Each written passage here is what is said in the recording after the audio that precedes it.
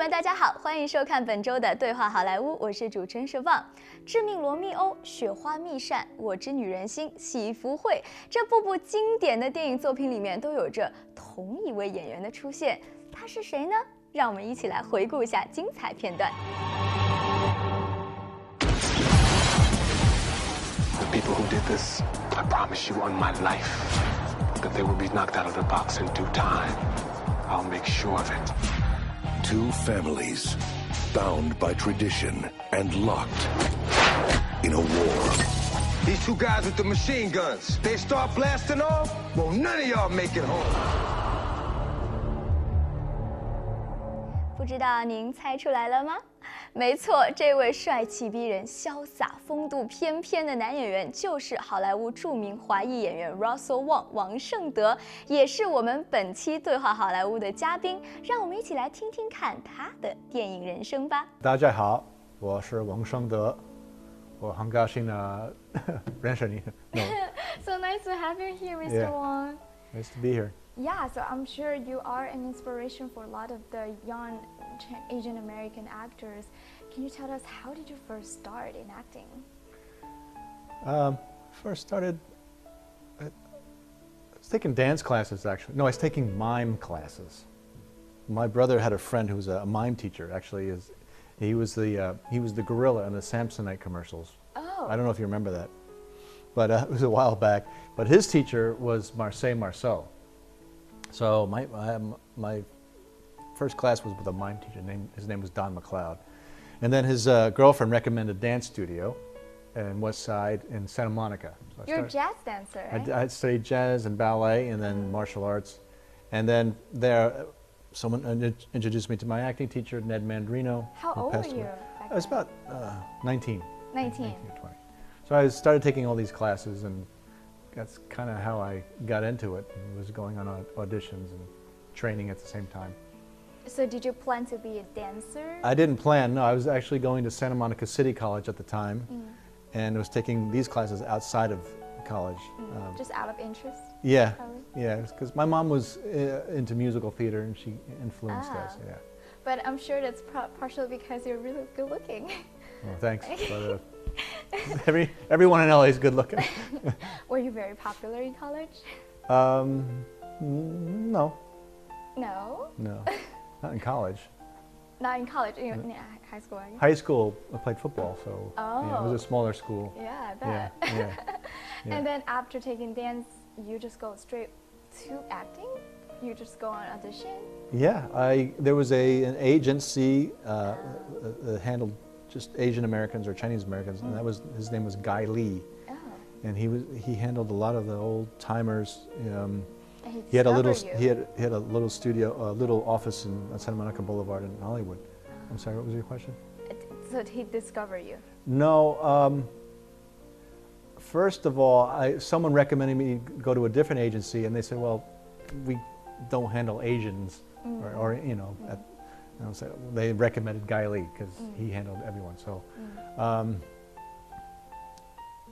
and then what happened from there was an executive from Hong Kong came to LA. She was looking for new talent.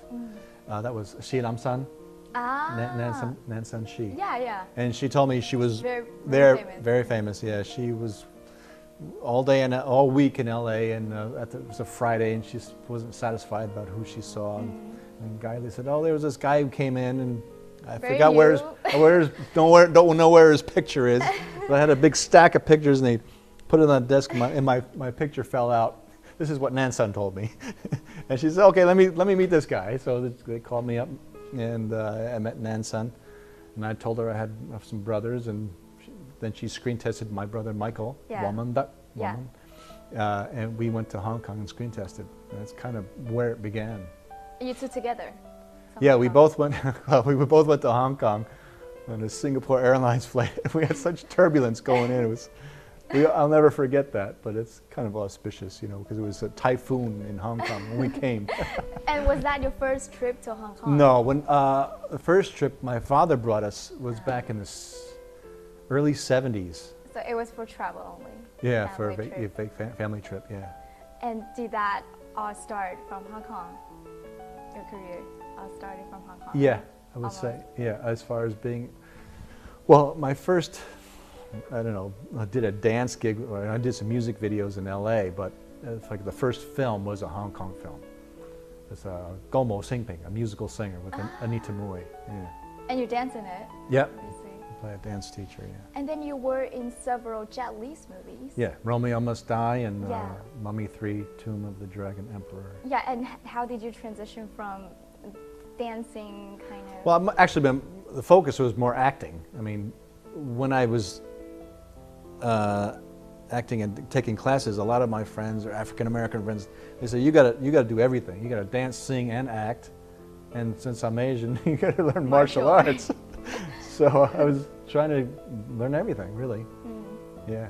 And you were in Joy Luck Club, which was such an influential Asian American movie in history. Right. How did that happen? How was that? Well, I met Wayne Wong on Eat a Bowl of Tea. He cast me in as Ben Loy in Eat a Bowl of Tea, so we had a connection there. And when Joy Luck came around, he brought me in to read for it. So. How did you feel about that movie and how? Oh, I love Joy Luck Club and everyone, you know, working with all those wonderful actors and actresses. Well, it was a great script, you know, Amy Tan's book, and then it was very well adapted, and the script just read well. It felt good, so that was a tell, I think. Yeah. Great cast as well. Yeah, absolutely. And can you share to us what's your actor's process when you get a role? Starting, say, from the moment you booked a role. Well, you read the script first. You know, if you respond to the material, then you say, well, I'm interested. I think this character is something I can bring something to. And then you go from there. You know, reread it and you try to get get into the character's biography, where they're from, you know, what their socio-economic background, just information, and try to find information that you respond to that, you know, you can connect with. And you know, rehearse it, you know, try to work out some of the things, make some discoveries, and then put it on its feet, so to speak. So do this process involve a lot of communication with director, or do you start from your own research first? I start from my own research first, and then I'll have an actor friend or actress friend, whatever the scene is, and we'll just work the scene out a little bit. And then I might bring it in front of a coach or somebody, and then work it out some more, and just kind of have some little bit of you know, feedback, and then go back and work on things, you know, privately, and you know, make my own choices from there. So you already prepare a lot of things. Yeah, I want to before you meet your anyone. Partner. Yeah. Try to. And you know, it would depending, I don't know, whatever it is, you find out what he does, and then maybe you want to research YouTube and see about people who do this kind of thing or that kind of. And get information, yeah. What role, among all the roles you played before, what role did you remember the most, or say you're most satisfied with?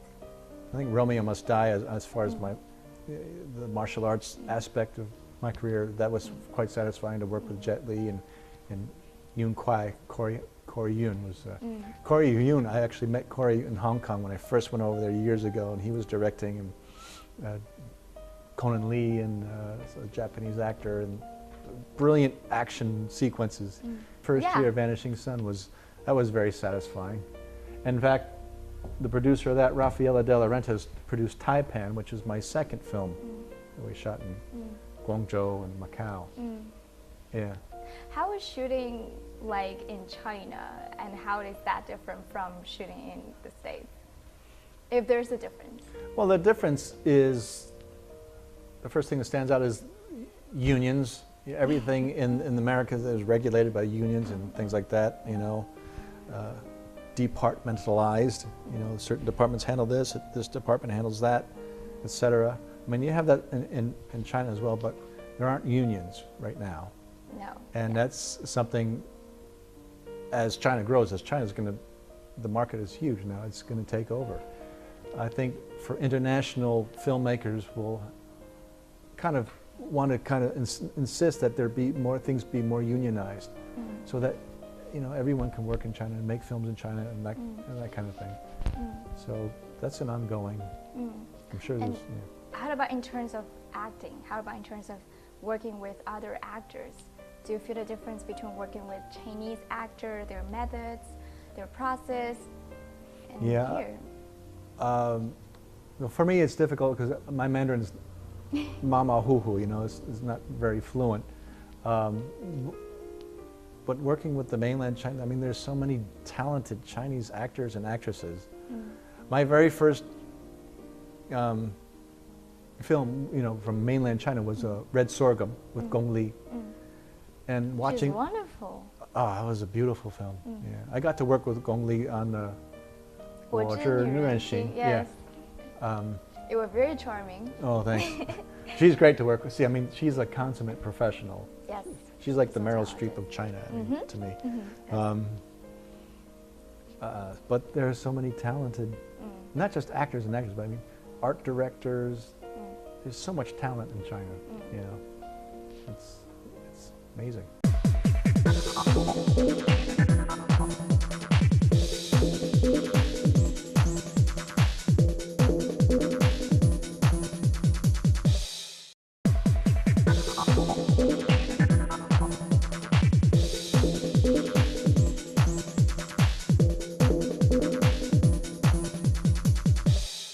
Do you have a favorite Chinese director? Well, obviously, Zhang Yimou, he's rather brilliant. I mean, and Fang Xiaogong. I watched some of his the military stories that he directed. Brilliant. In China, when I was living in Beijing, there was these TV series. I think he directed a couple of them, or one of them was a military story. But it's just great storytelling. And then there's one recent, I don't know the Chinese name, but it's called Mr. Six. Plays Liu Ge. It's a recent Chinese film. He acts in it. Yes. What's Lao Par. Oh, what's it? Lao Par? Par, yeah. Lao Par. Lao Par. It's very Beijing. Yeah. Beijing. Yeah, he won the best actor. Oh, okay. in Well, there you go. Yeah. It was great. You watched that film? Yeah, I love that film. I mean, like, it was just, I love the ostrich. The ostrich, the bird in the cage, in the Siho Yeah, yeah. He's always this, and then finally he gets out of the cage. What did you think of that? What do you think that meant? Oh, that ostrich man. Yeah. You know what? I didn't really think much about it. What do you think? Well, it's a prehistoric bird, and then Liu Ge, he's getting older. It's like something he's an old style. He's the old school, but he needs to break out. He's like, I don't know. He's chasing him down the street, and it's like, you felt that moment was like a liberating moment. So I thought it was quite interesting. So you think the cave is a metaphor for? It's just, yeah, the Sihe Yan is boxed in, the Sihe Yan is boxed in the cage. Yeah. You know, kind of that metaphor there. Okay. Yeah. And with the Chinese society and Liu Ge's relationship with. It's getting older, you know, these young kids are current- coming up, this rich, nouveau rich, you know, it's changing. It's like, he's like. What do you think about the character Liu Ye? Because it's quite a controversial character in China, actually. Why? Because a lot of people, some people really admire Liu Ye for that kind of 义气, you know, that kind of balls. that kind of I guess that kind of guts that he brings in. That a lot of young people are kind of lacking, I guess. And then, but some people say that he's too old-fashioned in a way that it doesn't work in the current society, and it's very. What do you think? Do you like Liu Ye? Do you like what he does and the way he do things? Of course. Really? Yeah. Because I'm older. I'm not this young, you know, crowd anymore. Oh, I that's think interesting. a lot of the young crowd, they have it so easy sometimes. Yeah. So talking about the Chinese market, right? Obviously, it's rising rapidly. It's expanding rapidly.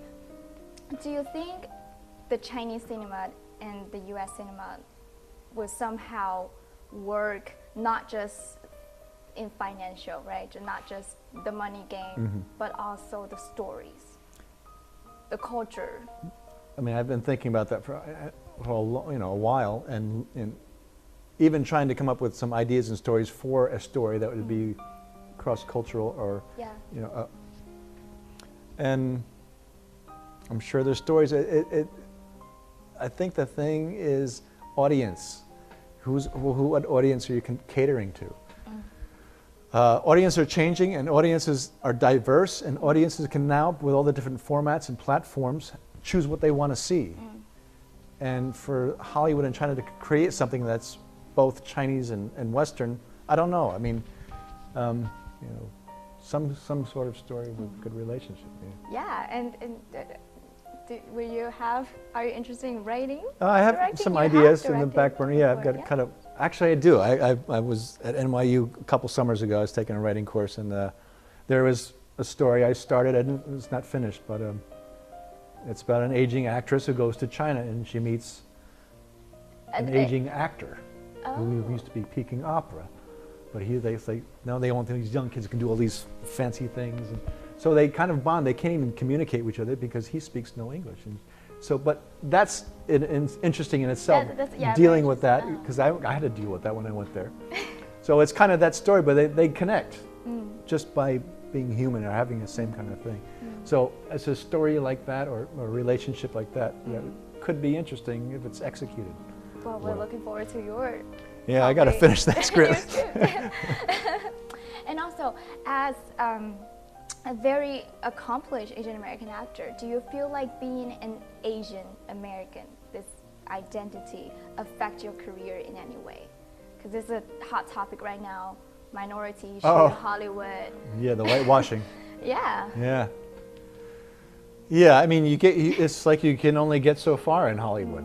You know, it's a very clear and blatant demonstration of whitewashing and how limiting it is. At the same time, I've had my opportunities, and I'm very grateful for those. But you know, again, it's like you can only get so far. It's kind of like that glass ceiling. Well, when I started out, one of the things about whitewashing, and even like some of the shows with the African Americans or the white actors who would put black polish on their face, that blackface, and you know, that was something like, wow, okay, I'm glad that's done with. You know, this was back 30 years ago, and you would see Mickey Rooney doing that Japanese thing in Breakfast and Tiffany's. But then today, it's still happening. It's like, oh, nothing's changed. You know, very little has changed. For example? Well, the whole issue with the Marvel characters, Tilda Swinton, and then Scarlett Johansson, all of that. So it's like, wow, you know, now that's part of their history. You know, they're great actresses and everything. I feel bad for them because now that's part of their history. That's part of their legacy. You were part of this, and you know, they say it's art. Well, okay, it's racist art. You know. But now we see that there are more and more Asian American actors and filmmakers, especially. They're much more than before. Do you think that's gonna change the situation, or is there anything that the community should do to change that situation actively? Well, I think first it is changing, and one example, and to answer your second question, what they should do is write their own stories. You can make your own short films, and there's different platforms now and different media that you can distribute on it. Like there's even YouTube, right? This project that's coming up that I will be part of is called Age of Calamity. It takes place in Hawaii, and the writers are from Hawaii. They've lived there. They know the culture there, and there are different groups of Asian Americans who are from maybe Vietnam or from Samoa or mainland or from Japan. And it's their stories, and it's very well written book and script. So to answer your second question is make your own stories. Talking about your next project, what are your coming project that you're working on right now that you want to share? So that this Age of Calamity, which takes place in Hawaii, is up. It's coming. We'll probably go into production around September, I'm guessing right now. But it's just, they sent me the book and the 6 episodes. And so talking with another actor, we're just talking about the character and things like that, and other choices for some of the other characters. I just did a film with Steven Seagal in Bucharest a couple months ago. How was it? It was good, yeah.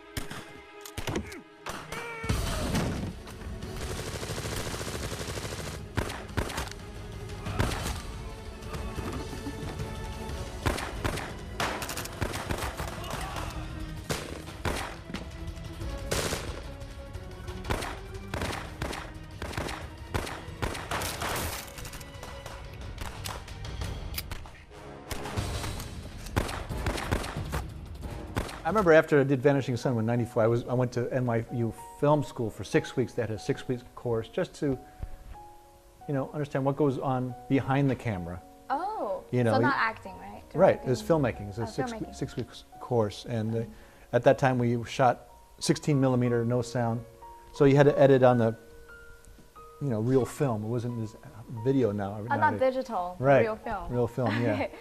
So you had to tell a story in a minute and a half or 2 minutes, just with sound or no sound, just with a visual. So those little exercises that you learn, filmmakers. Every director has to go through that.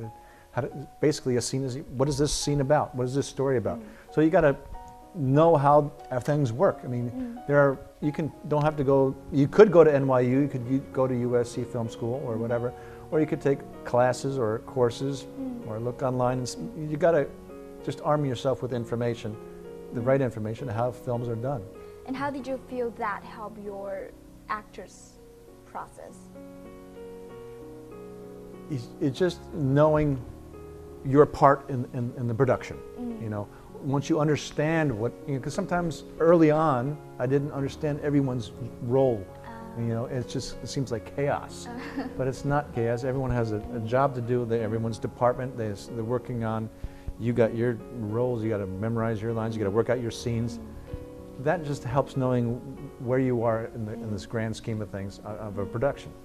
When you're young, you don't know. It's like, wow, it's kind of overwhelming. Yeah. So you just want to educate yourself. Either go to school or you got a computer. There's so much you can learn online. Now YouTube as well. YouTube, yeah. There's all kinds of Yeah. And then, so you did several, like I said, several kung fu martial arts action film with Jet Li, right? Did that martial arts part challenge you, or did it feel easy to you? Oh, it was very challenging. How did that? Well, first of all, starting when I went to Hong Kong, when Nan-san brought us over, she put us in all these classes. Like I was learning Tong Lo, praying mantis, and judo and taekwondo. You need to learn different kinds of martial arts. You got to learn how to fall. You got to learn how to kick. So that process is, it's ongoing. I've been doing that on and off. Sometimes I'd focus more on the acting. Sometimes focus on dance or martial arts. And sometimes you just burn out and you don't do anything. Because it's a long road. So I still take classes. I still work out, and it's just ongoing. Did you ever get hurt? Not real seriously. I mean, you get banged up, shoulder or knee or whatever, but fortunately I haven't, had any serious accident. Yeah. Knowledge is power. You keep informing yourself, getting educated about the business we're in. About your own craft. For me, my Mandarin needs to get better. Maybe your Mandarin needs to get better, or your English needs to get better. All those things just to kind of improve yourself and kind of get informed of how things work in the entertainment business and in film business and whatever your craft is. So, and learn from the best. Research the people that you look up to and admire, who's successful in that field, and try to learn from their journey. 和王盛德 Russell Wong 先生聊了之后，我真切地感觉到，做一个好演员不容易，不仅要踏踏实实地学好表演技巧，还要了解电影幕后的制作过程。不知道对电视机前年轻的电影人和演员来说，有多少的启发呢？感谢您收看本周的对话好莱坞，我是主持人佘棒，我们下期再见。